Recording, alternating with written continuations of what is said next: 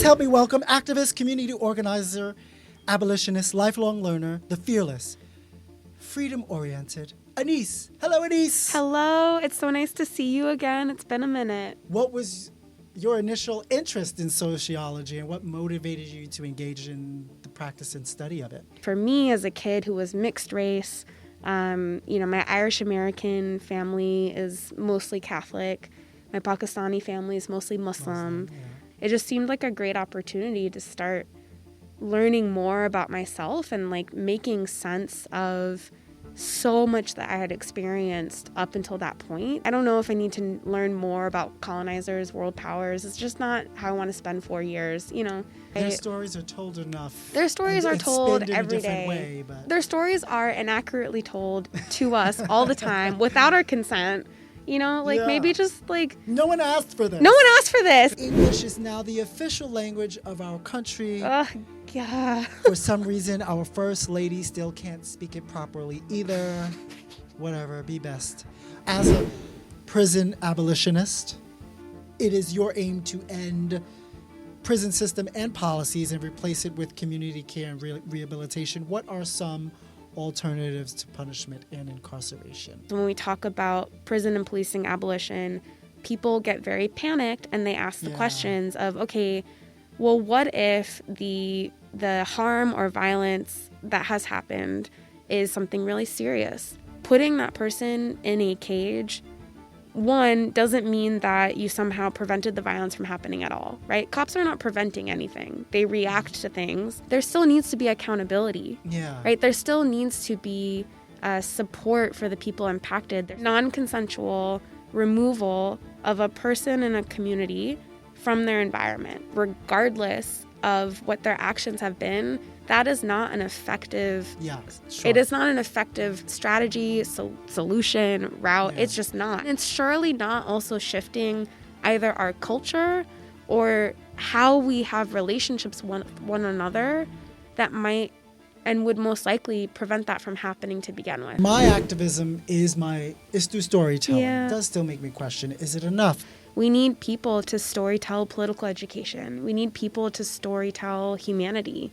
We need people to storytell and break down systemic oppression into ways that are digestible in everyday conversation. We need spaces like this. This is the Junk and Jam Experience, the broadcast and podcast that celebrates the incredible journeys, stories, and lives of those who are dedicated to bringing joy to others. They include artists, entrepreneurs, activists, humanitarians, creators of all stripes. I'm going to throw in there civil servants who sit down with me to talk all about their impressive and diverse bodies of work. I am your host, storyteller, broadcaster, and lover of all things human, Christopher Albert de la Roa. But you could just call me Christopher Albert.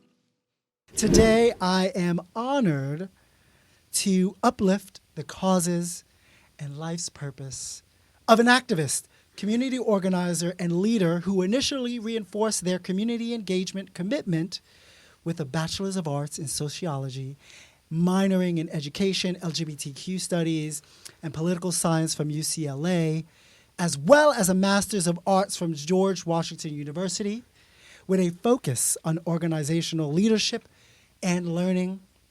Their academic excellence has earned them a membership with the Golden Key International Honor Society, as well as Alpha Kappa Delta, the International Sociology Honor Society. I feel like the only society I was ever part of was Menace to Society. But even then, they kicked me out of the theater because I wasn't wearing any pants.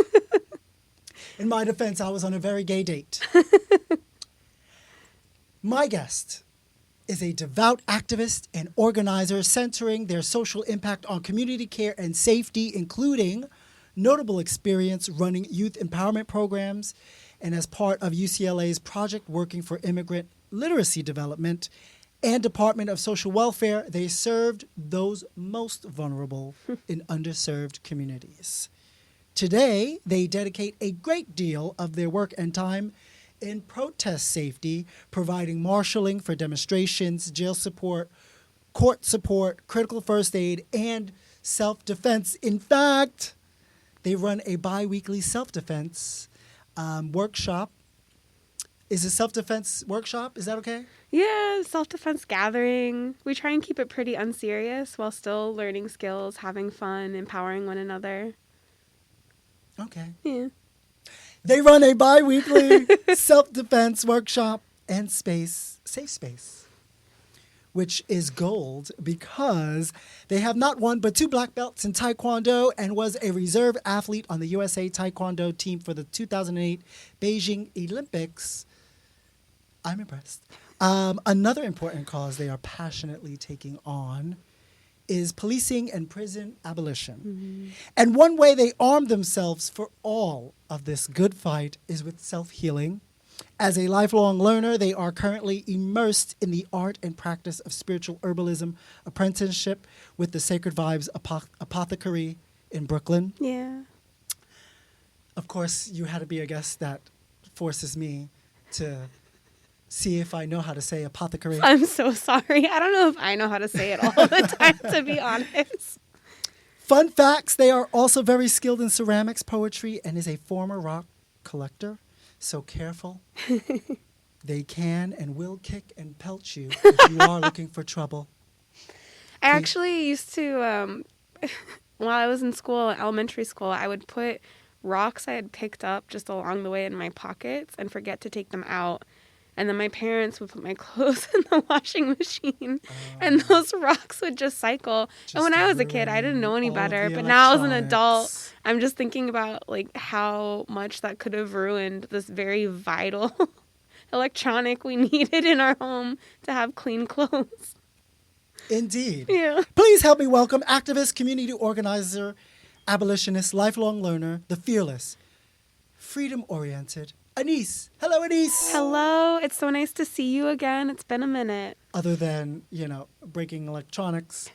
I want to start with sociology. Yeah. The study, this is me doing my research, the study of human social relationships and institutions and the understanding of the complexities of social life, social change, and the social causes and consequences of human behavior. What was your initial interest in sociology and what motivated you to engage in the practice and study of it?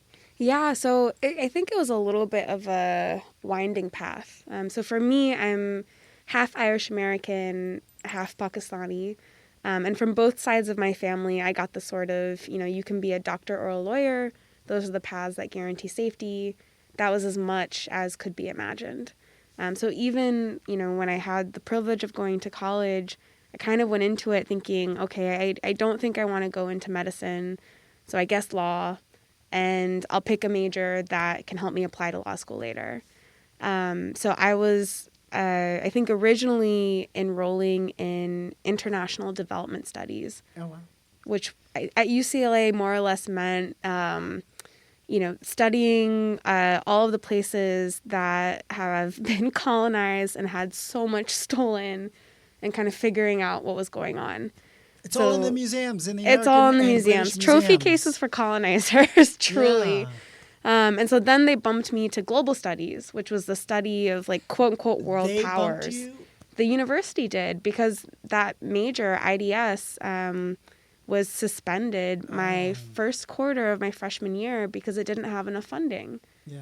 Right? So even this path to sociology was steeped in the impact of human behavior, of what we considered valuable to study versus not, what they could get funding for. Sure.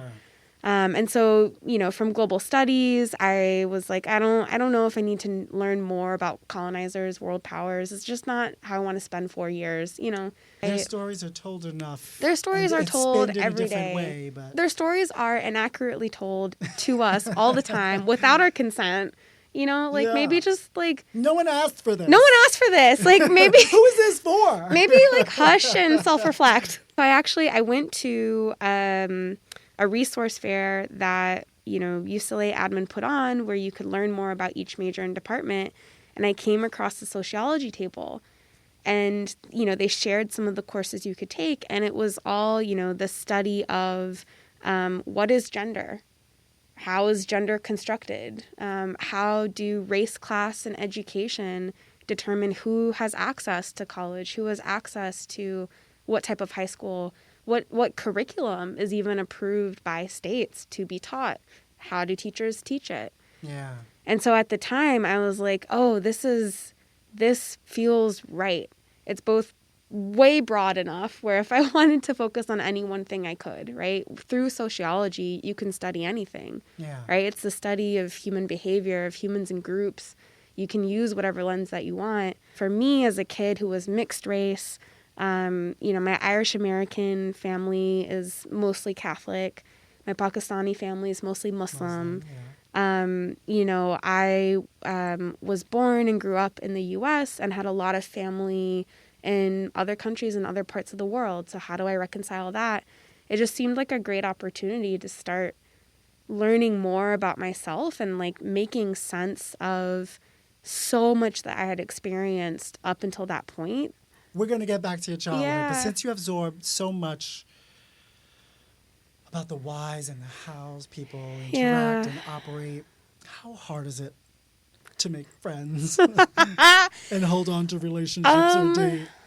Dating for most of my life, a nightmare. It's a nightmare. Really, like, analyze people in your life? Like, does it get down to that? Or, are you finding yourself prescribing their personalities, even if it's just to yourself? Yeah. So I think kind of some of the difference between maybe psychology, right, where you're diving more into the individual versus like sociology, which is like humans in groups, right, is you're looking at sort of the systems, is the psychology structures. Without being affected by social interactions or their environment? Exactly. Right? And that's where I do wish that, some of these things were taught more holistically. And, if I could do undergraduate all over again, if this was even possible, I feel like I would want to triple major in sociology, psychology, and neuroscience because, I think we're taught to kind of look at the world in such small slivers. And the reality is it's all interconnected. Black and white.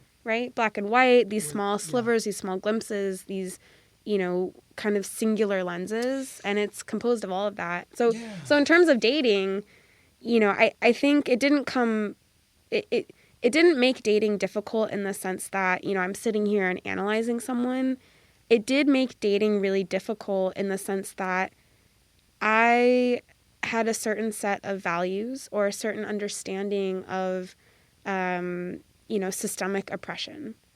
And with that knowledge, wanted to make sure that I was doing what I could about it, that I was being accountable to my own need to grow, to how I could do something about it. And I wanted a partner who, at the very least, got it. Some empathy for... Yeah, like, this is very embarrassing. Others. But at one point in my 20s, I dated a white man from the UK who tried to convince me that racism didn't exist there. Oh, God. That was a huge lesson in, like, I need to love myself a little more to not stick around in that kind of dating. I'd imagine it did teach you that. For some people, it really doesn't exist. It doesn't at all. If you don't have people you know and love, you go to work, you go to school, you go home, you hang out with friends, you go to the bar. Every single day of every single hour of your day, everyone is white. Yeah. You do not experience racism in any way. No. And you're not even, I think... what I've found is you might not even be motivated to care, to find out or to learn, right? Because, we are existing in a point in time where there is a lot of information available, for better, for worse, right? Some of it's absolute garbage. There are so many books available. There are so many YouTube videos available. There are so many social media posts, TikTok content that can allow folks to learn. And we've seen this, especially since October 7th of 2023, TikTok was a massive force and tool in a very rapid education. It takes a lot of work, and you have to try really hard to stay ignorant. Yes, thank you. It's a lot of work to stay ignorant. It's a choice. For some people, maybe it isn't, and I'll extend that grace, right? I always want to try and be understanding and also compassionate, and it's strategic, right? As an activist, as an organizer, it is strategic to get to understand where someone's ignorance might be coming from, because it gives you some clues as to what, support or conversation could be helpful. But I think for a lot of people, it is a choice. You created and made space for someone who was ignorant to that experience, not ignorant per se as a person, right? Yeah. Ignorant to that experience or those experiences. But there does come a point where you're probably like, oh, like if you meet him again, someone like him, you're like, dating him was extremely embarrassing in hindsight, and I am so grateful for the friends of mine who in some ways gave me space to feel the shame of it. And I don't think shame you shouldn't feel ashamed. I think I should though. I think I should though, because I knew better. And I was kind of tied into like things. Was he hot? Like he's just okay. I don't know. Then. I think there was a lot of self-reflecting that I did after that, because I knew better. I'm gonna challenge you. Yeah. Instead of being ashamed, maybe you were in a certain space in that time. Yeah. Where maybe he was a nice escape from it all. Maybe it was nice to allow yourself to be in that space too with him. I mean, and I think some of it is what you brought up too, of proximity, right? So when I was dating that person, I was working in the tech industry and, working in a company that, became notorious for its benefits and its on-campus benefits, but the intention of those benefits were to keep their employees on that campus constantly working. Yeah. I was being extremely exploited in my role. I was being underpaid. I was underleveled, all these things. And so, it was like what you described. Like I would wake up in the morning, if I remember correctly, I think I was also in a global role. So I'm working with folks around the world, every time zone. The people that I met through my workplace became, hey, let's grab a quick drink afterwards, or let's share a meal. And so I do think, it's one of the reasons why, I personally have such a love and appreciation for labor organizing, both in the wins that it's gotten us across environments, right? A 5-day work week versus more hours. When you labor organize, you're both like fighting for better conditions, but you're also actually taking time away from the company and the company's production or success or exploitation, and you're using it for other things. And while I was in this tech company, I was, leveraging the access to people and resources and folks with a lot more resources or a lot more influence or a lot more relationships than I had to work on advocacy efforts for military veterans, or addressing the modesty norms that women are held to, where if we talk about our achievements, we're seen as bragging and aggressive. Yeah. And if we don't, people assume we're incompetent.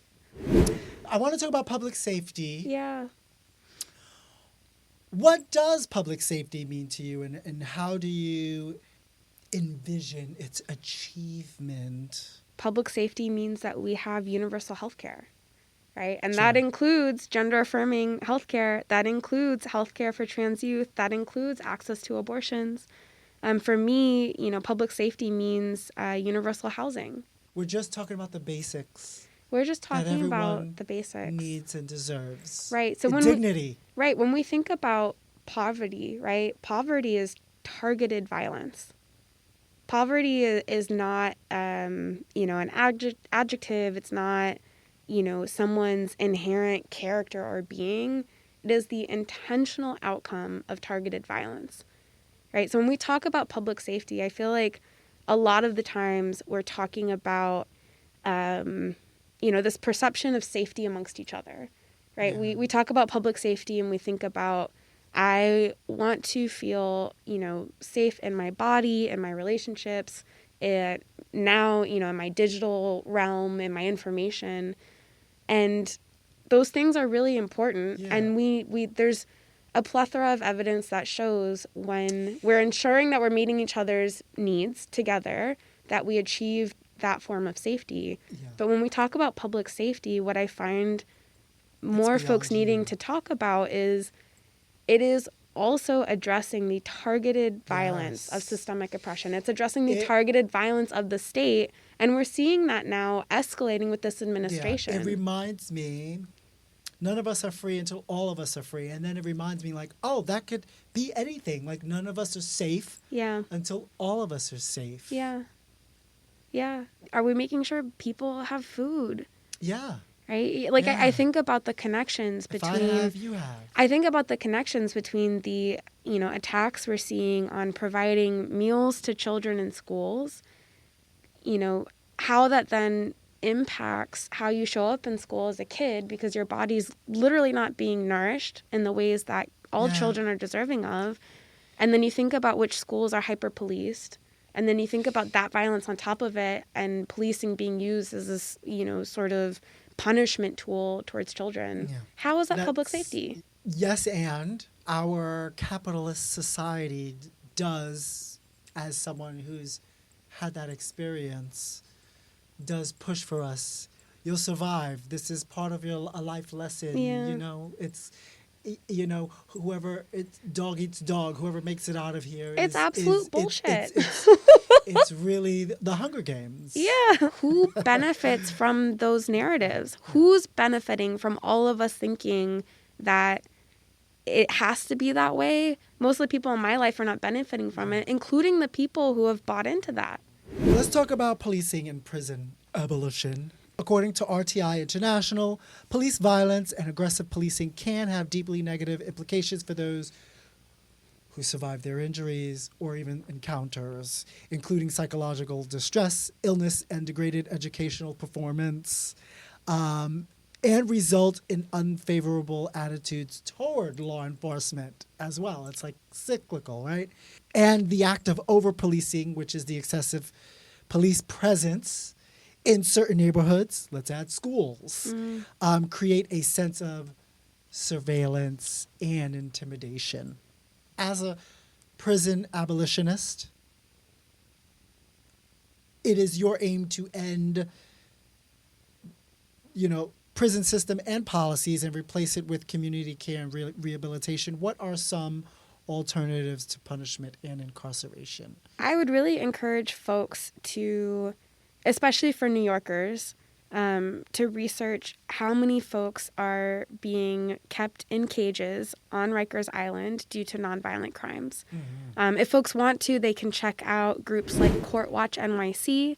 So Court Watch NYC, which I'm part of, trains volunteers to go into the courtrooms, which are public spaces. We're all allegedly, at least for now, we can all be court watchers. At least for now, allowed into courtrooms, their public spaces, to watch when arraignments are happening, right? At the point of arraignment, that means that someone's been kidnapped by the police, taken into a precinct, transferred to central bookings, and is being, forced to appear in front of a judge. When we say kidnapped by police, there is no just cause. Are we still filling quotas? Is that a real thing?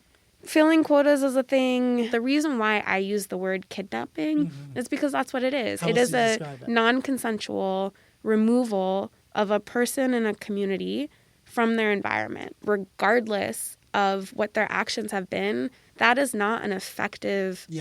It is not an effective strategy, solution, route. It's just not, and we've seen that time and time again, right? And so Court Watch NYC trains up folks to go into these courtrooms to record the judge's behavior, to record, what bail they may or may not set. And we see these horrible cases where, someone took a beer from a grocery store and now they're being held for $25,000 of bail. I don't drink beer because I have celiac disease. How much is a beer? Like $3, $5? It might have gone up. It might be $3 now. Okay, $3-something. $3-something, right? $3-something versus now $25,000 that you have to come up with in some way, shape, or form. Otherwise, you are still in that cage. How is that? What is that accomplishing? It's sustained confinement, right? Yeah. Like they're holding onto people. What happened when we had all of this bail reform? Bail reform was hard fought and hard won.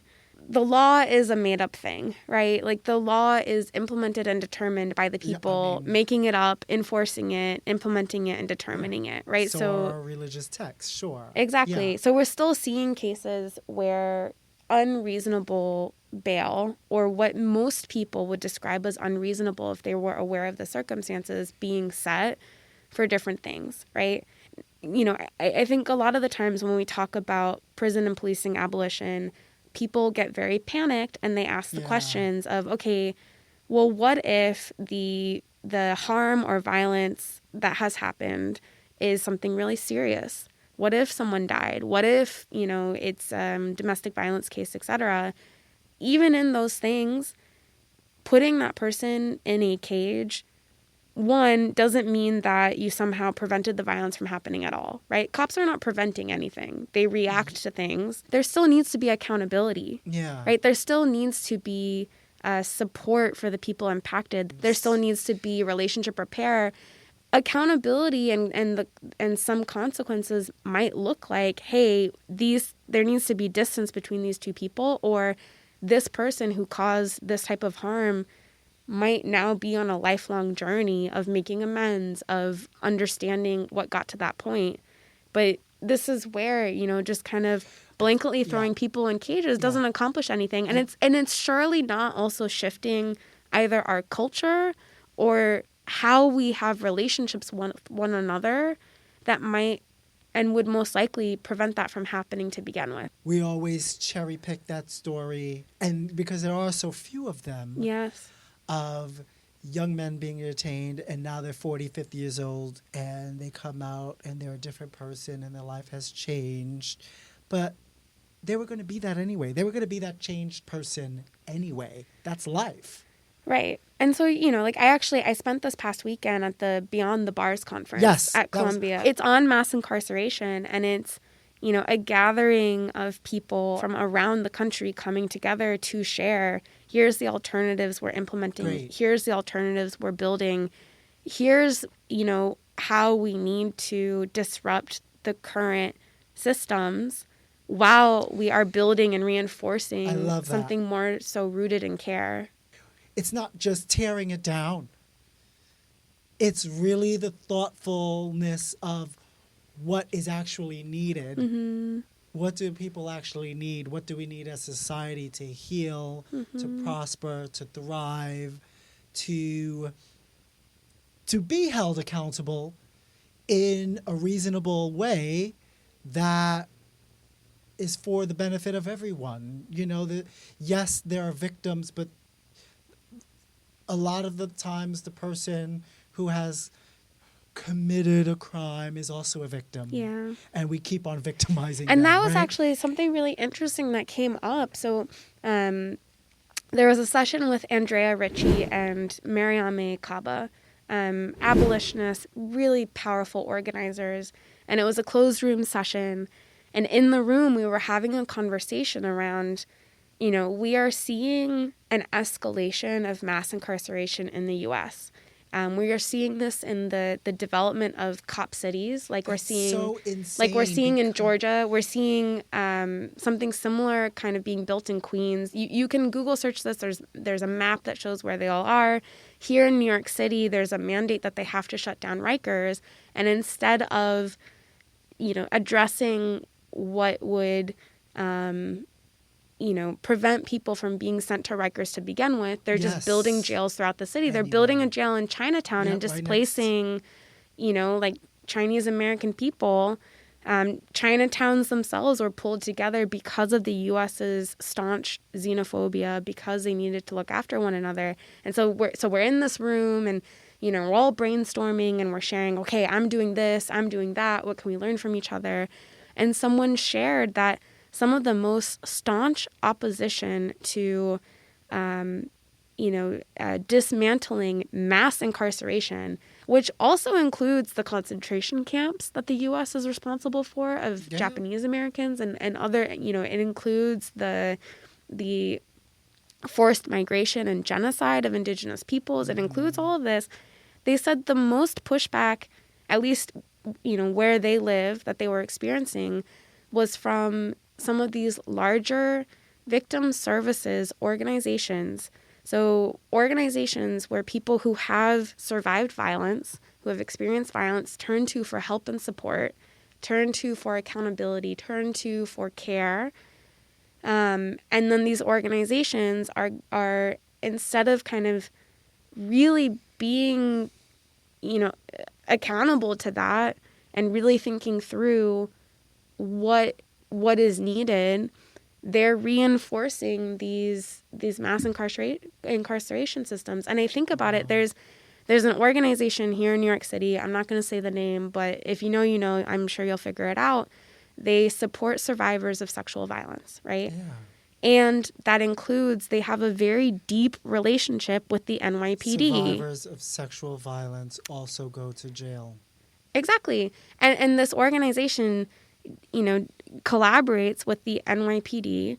And this is for folks who might want to file police reports. And it's also complicated, right? Sometimes if you have a child, sometimes you have to file the police report to then access other social services later. So I'm not saying it's not complicated, I promise.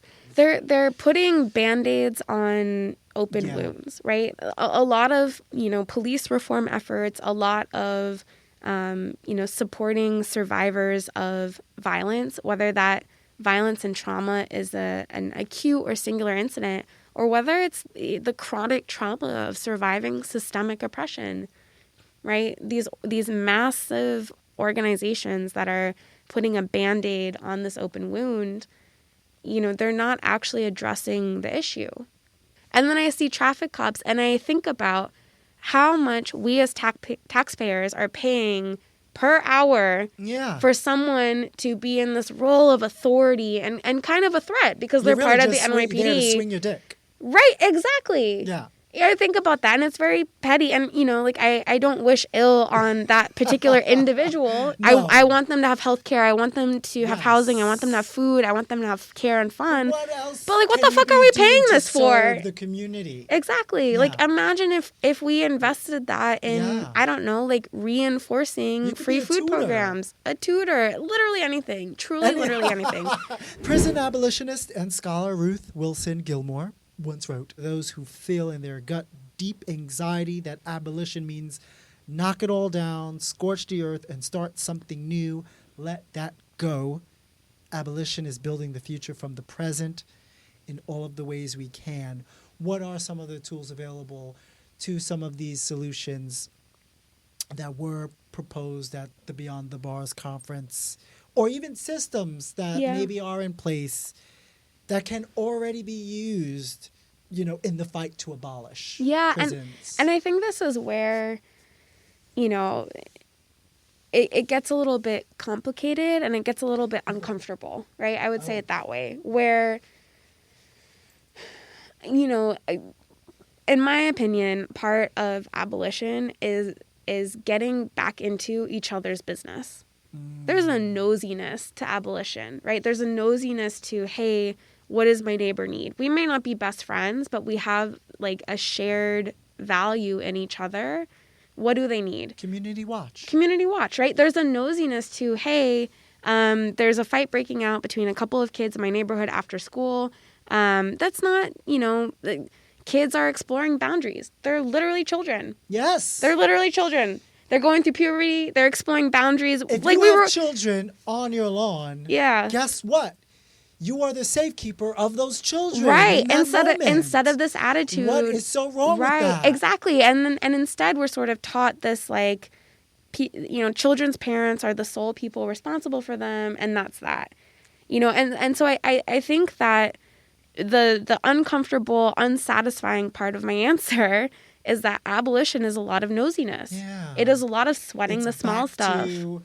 Literally knocking on doors, knowing who your neighbors are. Exactly. Do you have enough? Exactly. Exactly. If you don't, right. Let's go to this community center. And then some of it is skill building and learning, right? Yeah. Are we learning skills and tools to have relationships where consent and boundaries are honored? Are we learning, skills and tools on what to do when harm happens? Conflict and harm are inevitable. They're going to happen. It's just a fact of life. the amount of violence and the type of violence that we've normalized that is systemic oppression, it is targeted violence, right, is not normal. Is way not normal. It doesn't have to be like this, y'all. So funny whenever I see young people about to do something crazy. Yeah. The first thing that comes out of my mouth, I know, because this is what I was taught in the hood. Yeah. I know your mother taught you better than that. Yeah. And it always works. It always works. If people really understood how much of an industry, right, like it running like a business, an industry that prisons and policing is, those are taxpayer dollars. That is people's time, people's energy being poured into sustaining these incredibly toxic and violent spaces, institutions, etc. Right? We see this in corporations that have infamously used prison labor to produce their products. Yeah, sure. In the California fires recently, it was brought to many more people's attention that there are incarcerated folks being forced to fight fires for cents on the dollars because it is offered to them as the state has you and your body and your life hostage. Will you accept this deal? It's the fetishization of labor. Yes. And for those same incarcerated firefighters, they're not even allowed to become firefighters in California communities once they're released from incarceration. Back to access. Why don't they So have what the access happens to then? it? Yeah. They have these skills. They know what they're doing. They're good at it.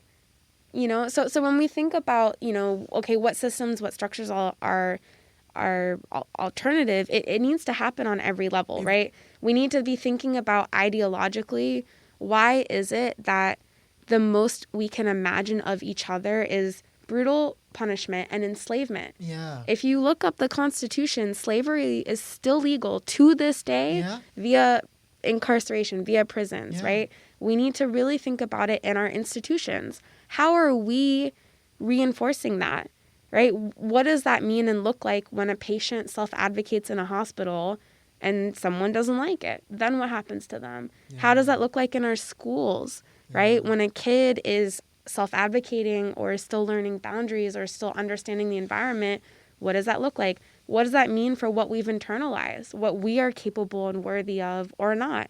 And then how does that show up interpersonally? It was very well known that a director of an organization I worked at was anti-Black and racist and micro and macro aggressing Black women in the office, right? What are my options, right? If HR is quote unquote doing their job, it's punishment and punitive, which maybe could result in that same, that white woman director losing. It doesn't solve the problem. And then the alternative was that same HR team didn't say anything. Or if they did, it was, I have questions. And so the behavior continued. And ultimately, who was experiencing the harm? The same Black women who ultimately got laid off, pushed out of that organization. As someone who is a victim and has been a child, at least, in the injustice system. I learned that from a young person last year. I was like, yes, the injustice system. Who had parents locked up, namely my mom. She was a thief. She stole car parts for money because she was abusing drugs, heroin and crack. Stay off of the heroin and crack, guys. It wasn't until that, yes, it's part that she wanted to, but also part that she was shown that she could and that it was available to her, that she could put herself in an inpatient program that provided residential substance abuse treatment and rehabilitation, that she matured into the woman, the mother, the grandmother, the friend that she is today. She's also a community organizer and volunteer. And, almost 30 years of sobriety. Congrats. None of her time spent in the jail cell did that. That was a rehabilitation program meant to literally rehabilitate her instead of throwing the word rehabilitation and coupling it with a jail cell. Yeah. As an activist in community engagement and safety, even today there are ongoing pro-Palestinian protests. young Jewish men there with signs that literally says being anti-Israel does not mean anti-Semitism. Yeah. But, people don't get it. People refuse to get it. There are demonstrations against the growing number of over 48,000 now unarmed women, children, elderly Palestinians killed in Israel's current military campaign. Never mind the humanitarian crisis, no water, no electricity, no food, no shelter. Yeah. It's been bombed Yeah. with our equipment. Yeah. Hospitals, universities, gone. Yes. Of course, it was in response to the horrific Hamas-led attack in 2023. 1,200 unarmed people were killed. 240 hostages were taken. Which was in response An to ongoing occupation. decades-long unjust occupations of Israel, of the West Bank, Gaza Strip. And it's been an ongoing fight because it's internationally recognized as a sovereign territory of the state of Palestine. And even after many decades of people of Palestine supporting the resolution through diplomacy and negotiations, they just felt, an Islamic resistant movement felt it wasn't working. We're talking about victims begetting more victims again. What has been your experience being on the ground in many of these demonstrations? Obviously, we've had Black Lives Matter recently as well. What do people want to be taken away from these demonstrations? In some ways, it depends on the organizing group. Yeah. Deepa Ayer of Building Movement Project has a really cool tool or framework called a social change ecosystem. And it describes kind of the common types of roles you see in social change movements. And so I think there's that kind of layer of, people who are using different tactics, different lanes to advocate for social change. There's a range of what it means to folks, taking the streets and different types of actions that are happening. Yeah. This is not very dissimilar to what we saw in 2020, right? We saw people all over the U.S. rise up because most of them believed that George should still be alive. Yeah. Right? And not every person taking the streets was an abolitionist. There were some people who felt that George should be alive because he still should have been kidnapped by cops and put in a cage and gone through the criminal injustice, the legal injustice systems, right?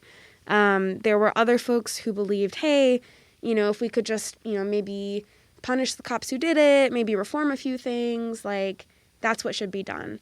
There are folks who believed that, there needs to be total and complete prison and policing abolition and everything that entails, right? That entails dismantling, that entails building, that entails reimagining, and that entails revisiting a lot of the approaches to safety that many of our indigenous communities globally used, as groups of people where conflict and harm happens to figure shit out. Yes. When it comes to, this uprising and this mass mobilization we've seen since October of 2023, there has been that range. There are some groups who feel that a two-state solution or, there should be a ceasefire and then we'll just kind of figure it out, right? And for a lot of those groups, they're not very dissimilar to the reformists, the police reformists of 2020. It's like what you're saying, like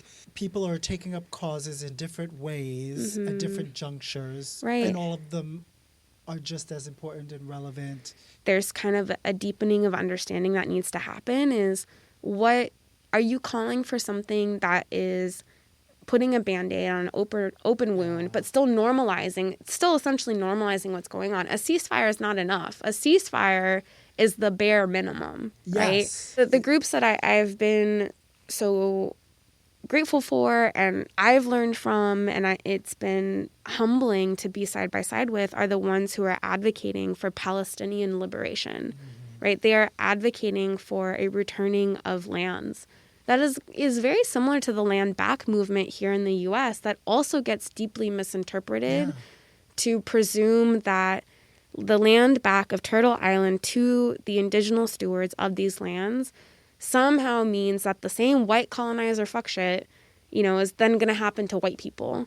These young people across campuses advocating for Palestinian liberation, and that being kind of, warped to say somehow that the liberation of Palestinian people is at odds with the safety of Jewish peoples, when the reality is those two things are linked. You start learning about how Britain was considering different pockets of land as, this will be the homeland for Jewish people, which to me inherently is still anti-Semitic. It's still not addressing the issue. Like, Jewish people should be safe on their bodies no matter where they are in the world. Yeah. Right? And from World War II, that wasn't really addressed. Even in the U.S. did not want to help or support Jewish people being persecuted by the Holocaust. And also, Jewish people weren't the only people persecuted during the Holocaust. It also included, trans folks. It included Romani peoples. It included disabled peoples. And then we're seeing that kind of all happen in real time here in the U.S. today with the attacks on trans healthcare, with, what's going on. Anyone who didn't fit the mold. Right. Many takeaways, some of which have, thank God, evolved from the original takeaway of what some groups were advocating for to be more complex, to be more bold, is the complete liberation of Palestinian people. Yes. And it is not any different than how here in the U.S., we need to be working towards Black liberation. We need to be working towards land back. And we cannot afford to slide back. That needs to be the line we're holding. And with the Jewish people that I'm in community with, because they have been brave enough to speak up for what's right and for what's liberatory, they've faced consequences within their own community and then we see folks like Ta-Nehisi Coates, right, go to Palestine and experience it firsthand. And so I think there's power in those narratives. I think something that continuously is a misstep by many is not centering the Palestinian people. We also need to be thinking about who we're more willing to listen to about their own experience of oppression versus not. Yeah. Anise? Yes. Time is winding down. Okay. I mean, there's so much to talk about. I know. This has been so nice. I actually produced like a 5-hour show for us. But I did want, if it's okay with you, to play a little game. We're going to make some time for a little game. Let's do it. Thank you so much for all your insight and being so vulnerable to share your experiences. I want to say you've worn, I don't know if it was a dupatta before. I know there's many names or many different reasons. You have hijab, niqab, chador, kimad, jilbab, burqa. For some women, wearing a Muslim headdress is an assertion of her religious or cultural identity. For others, it is a symbol of oppression. It's complicated. It's complicated. And while there are instances of oppressive enforcement, particularly in the Taliban rule in Afghanistan, there are plenty of Muslim women who do not observe any special dress rules. And it is a misconception to think that women have no choice in the matter. Yeah. If we're going to be talking about how religion becomes weaponized as a tool to enforce oppression, Christianity needs to be catching a whole lot more heat. I agree. The point of today was actually to celebrate Muslim women. Muslim women are diverse in their appearance. They might not always look visibly Muslim, as we have discussed. In celebration of the beauty and freedom of Muslim women everywhere, we have decided, me, to put men instead behind modesty garments. In a game I call, Whose Day Is, Huh? What? Oh. Because even though English is now the official language of our country, God. For some reason, our first lady still can't speak it properly either. Whatever, be best. So I am going to show you a picture of a famous Muslim man. Oh no, I'm so bad at games like I'm going to give you a clue. I'm going to Okay. read aloud a cue. But the only thing that will be visible to you are his eyes. And instead of a burqa, he's veiled behind a brick wall. Stop. So you ready for your first clue? Yeah, that's a lot of graphic design. A little bit. We threw in some. Design here. You ready for your first clue? Yeah. He was an American professional boxer, humanitarian, and social activist. Not only is he cited as the greatest heavyweight boxer of all time, but also known as the champion of freedom for his activism in protesting the draft, speaking out against war, and supporting civil rights demonstrations. Muhammad Ali. It is Muhammad Ali. Yeah. Yay, look at you. And my dad loves Muhammad Ali, Yeah. so then I learned more and also was a fangirl. I wasn't allowed to watch the movie because I was too young and the content was too whatever, according to my parents. I was so mad about it. And to this day, I still think I haven't seen it. You need to. I think, Maybe this is a reminder. maybe I'll do that tonight. By the way, one of his famous quotes is oftenly misquoted as fly like a butterfly, but it's float like a butterfly, sting like a bee. His hands can't hit what his eyes can't see.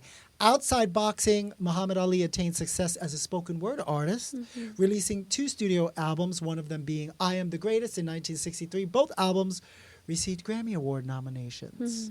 Okay, ready for your next clue? Okay, yeah. This isn't so bad so far. While this English singer-songwriter auditioned as a solo contestant for the British music competition television series The X Factor in 2010, he ended up being part of a 5-piece boy band, all going in the same path.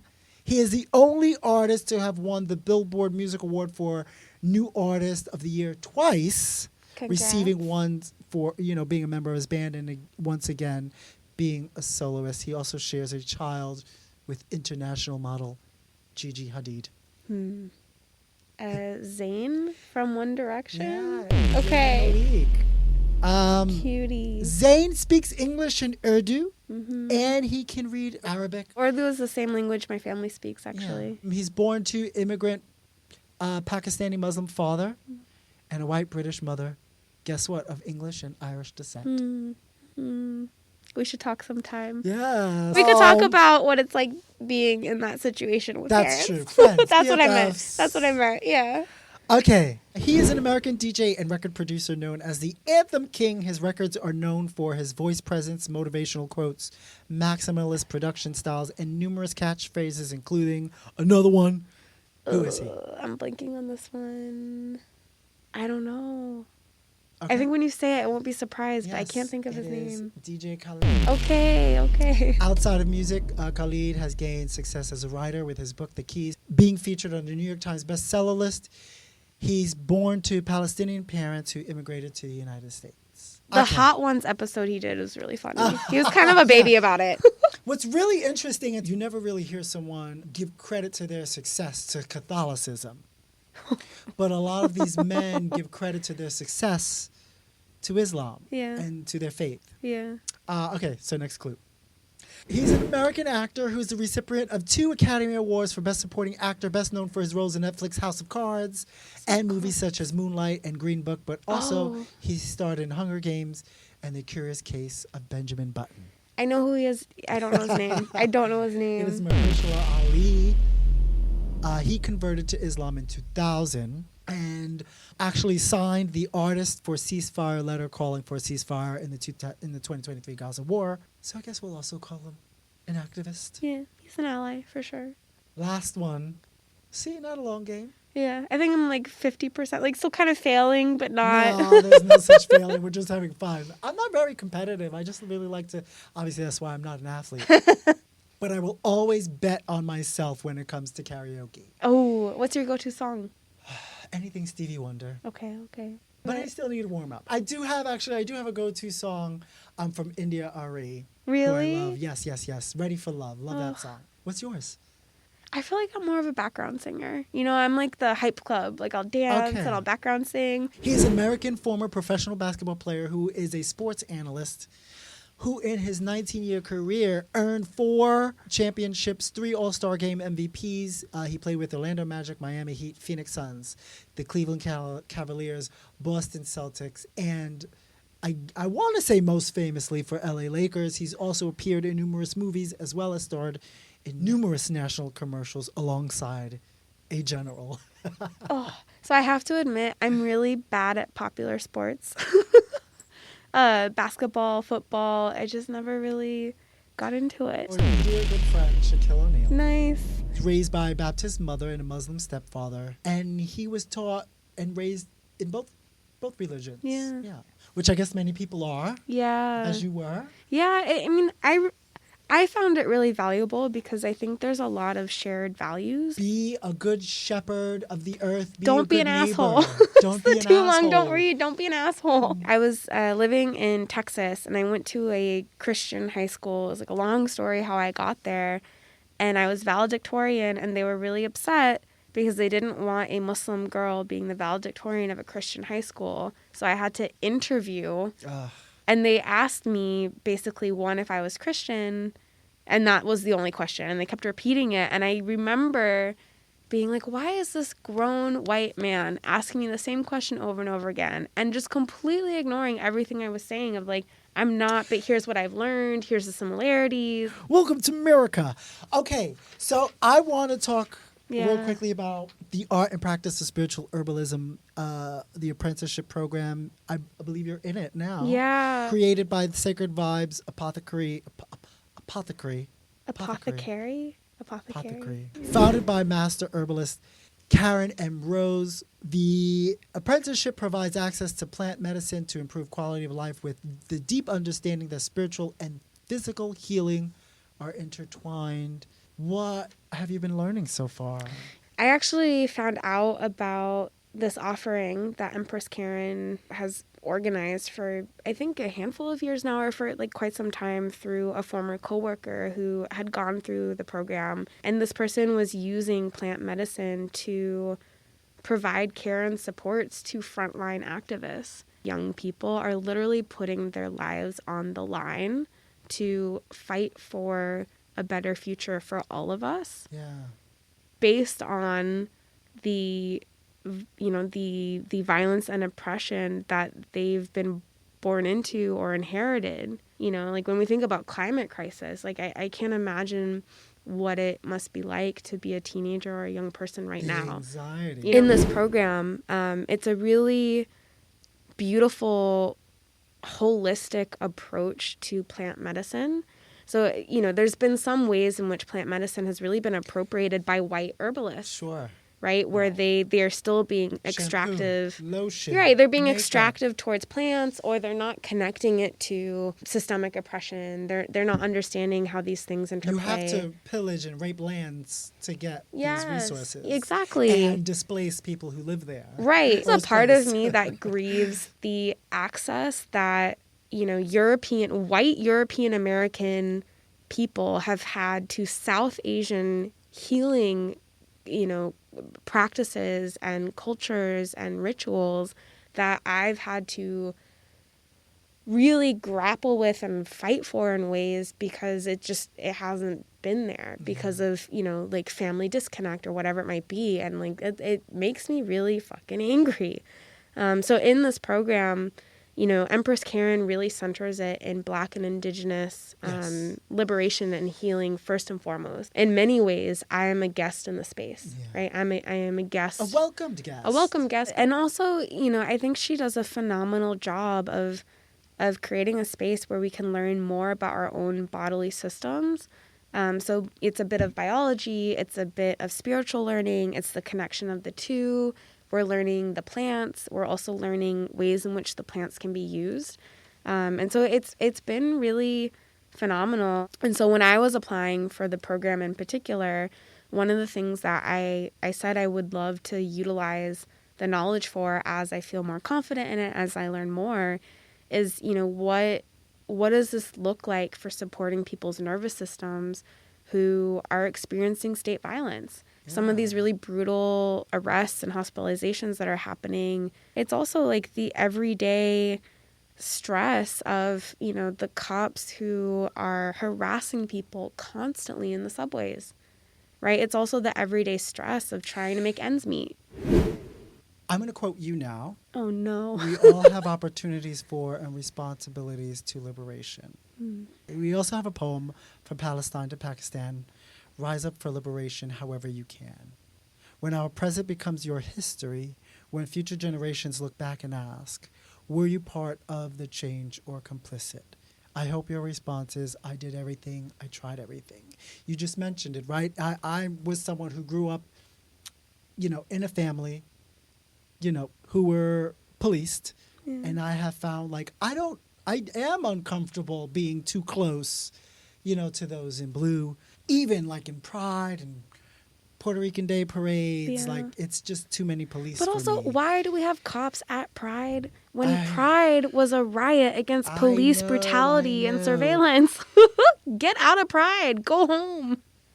I found that my activism is through storytelling. Yeah. That's my strength, but sometimes it does still make me question, is it enough? Because, it terrifies me to be in spaces where police are. What is your advice for those who are not sure where to begin to take action on the injustices that they want to address, but don't know how? I would say that tool I mentioned earlier, building movement projects, social change ecosystem, can be really valuable in finding kind of what is it you like to do? What are you really good at? You're really good at storytelling. We need people to storytell political education. We need people to storytell humanity. We need people to storytell and break down systemic oppression into ways that are digestible in everyday conversation. We need spaces like this. Right? So I think that tool is phenomenal. The second thing I would say is I'm scared all the time. Chronic anxiety scared all the time, right?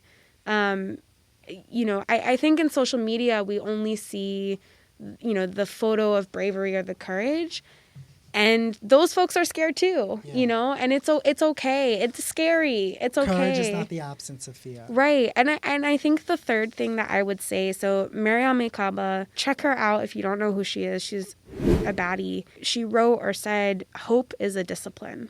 Hope that something better is not only possible, but our liberation is just on the other side of this. If we can just get over this, our liberation is there.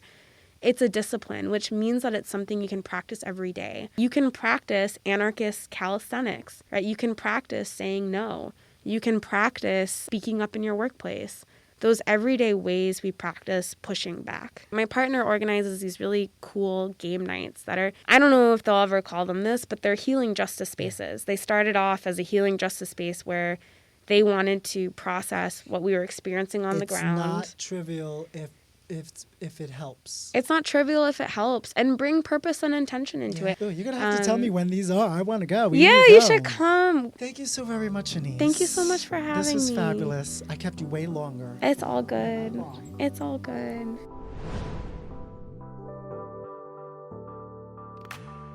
Oh, yeah.